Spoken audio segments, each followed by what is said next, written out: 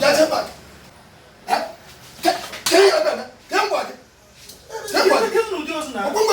MC. Now my chairman tata bit there. Hanchi Ponyaka, Akubwe, what I is a look at. Jesus. Also, go ahead and make a silika. Jesus. No, we're going to do. No, we're tata became like a time now. Why? Why? Because I'm on Mahakata. No, I talk. I didn't buy one more. Oh, yeah, that see that. My hands, I cannot walk now.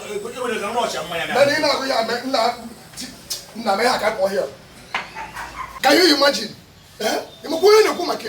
High Chief Onyeka Akubwe, one that is a look at. Odobu, Omepuenu Silika, Obogo and or Chahu Mobe. Small but mighty. All of them are phone and why only made it too much? Odobu, Papa go, Luom Nepuno, but if no, you confirm one. Oh, you can't say, I better be open Jesus can be no, I be not be a Jesus Gano. Odobu never bet data.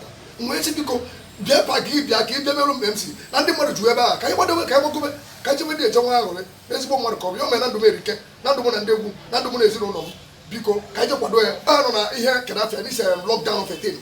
Okay, many people something ma ndi na esilike ma widows yo ya ndi mo ebuka wona ye ezigbo mo ko obu ezigbo mo do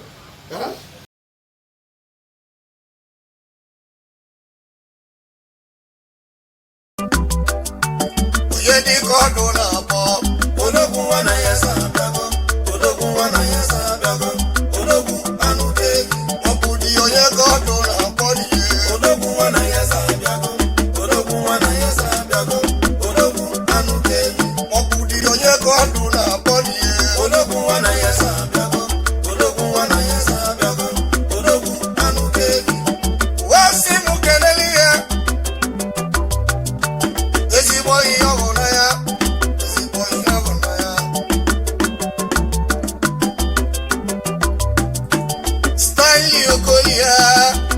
Stanley Okoli Owa le ti lora ni ne Owa yoko Owa uke odogu Owa le ti lora ni ne Owa ti ele mo Kanwe bozo kuti webu Owa le ti Owa uke Hey Wasi mukeneli ye Royal Highness Igwe, it was on him, Baruke.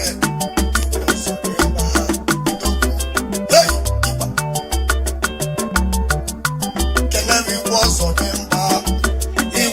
him,